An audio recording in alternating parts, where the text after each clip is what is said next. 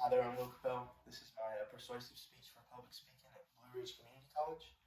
I'm doing my speech on how a lawyer is superior in a trial, law trial, obviously. What if I told you that being right in a trial doesn't necessarily mean that you're going to win this trial? Or being on the right side ethically doesn't mean that you're necessarily going to get the right decision from the jury. A good lawyer might sway the jury's decision and might win the vote from the jury just because they're so good at their job. The European Molecular Journal of Law notices that 9 out of 10 lawyers, they did a survey, 9 out of 10 lawyers say that the preparation is more to win a trial rather than defend what they're actually given. So they're not actually going in defending what they're saying.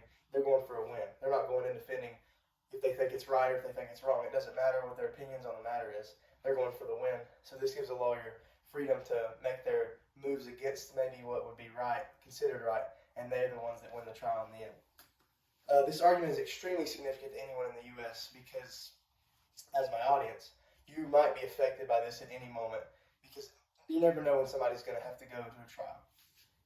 I believe that as a whole, a lawyer is superior in a trial. Let's start with what a lawyer does. A lawyer reads aloud the cases. He understands, he prepares opening statements. He prepares for months on end before they actually have the trial. So the lawyer can do this to where he can find a way to make sure that his argument, whether he believes it's right or not, can actually get the win and get the right vote from the jury. A lawyer also knows the rules, understands the law, which in this case is the U.S. They understand what they need to say, how they need to say it, how they're going to follow the Constitution or any other bills that have been passed in the history. The lawyer's opening statement, I did my last speech on this, is a chance for them to build trust with the jury and the judge. So that's another chance for them to be able to win a case. The lawyer builds arguments around facts. And you might say that if you're wrong ethically, then how are you going to build facts? If you're wrong, if you're against what you think would be right, the best thing to do is to lean on the facts because the jury might think that if you're saying a factual statement, it might go against whether their opinion is against you or with you. A lawyer also wins arguments against the other side. There are times in a trial where lawyers go at each other, and if a lawyer can win these arguments, then they have a better chance of winning the trial as a whole. Lawyers also build trust, and they're believable with the jury. This is a big part because obviously the jury is the deciding factor in a case, so they have to build trust with the jury. My first point is that a lawyer creates bias with the judge. As I've been over this, a lawyer, their whole thing is they need the judge on their side. So that can give them better longer talking times. That can help them.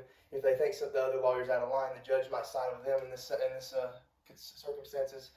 So the lawyer needs them. The lawyer needs the judge to be on their side. The second point is that a lawyer also needs the jury to be on their side. This is obviously one of the most important parts of a trial because the jury is the one that in the end makes the decision.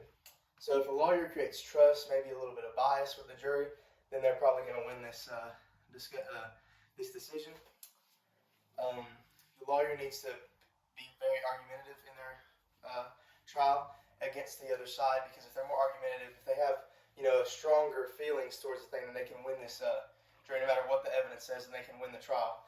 So if they can seem more comfortable, say what they need to say, they can win this trial. Obviously, Now we move on to Mr. Gary Spence, a very famous lawyer in the history of the U.S. Law system. He was a lawyer who actually never lost a criminal case, which also proves my point that a good lawyer wins cases because there's no way that over his whole career that he was never in the wrong in a case.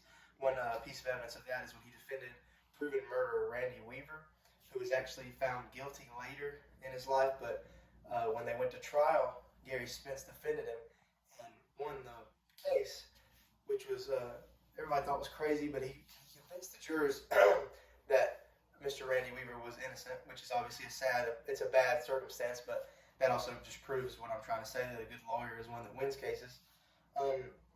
He won a $52 million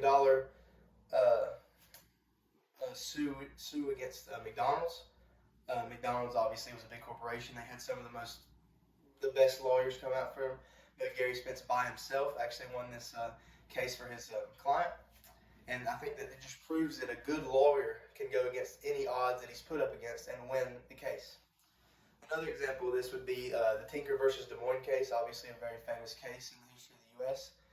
Two students were protesting symbols against the Vietnam War, obviously, and their parents hired a lawyer to defend them on those, thinking that their First Amendment rights were taken from them, which is obviously found to be the case in this situation because they had the right to wear these symbols of peace on their arm, their little armbands. So the lawyer that defended them was Dan Johnson. He was this was a very famous case for him because he actually won against the principal's lawyer, who was a very popular person in the U.S. government. But Dan Johnson went against the actual member of the government and won his case. So I leave you with this. The main ideas I discussed is that a lawyer can build bias with a judge, bias with a jury, and he can also win arguments when he needs to against the other lawyer.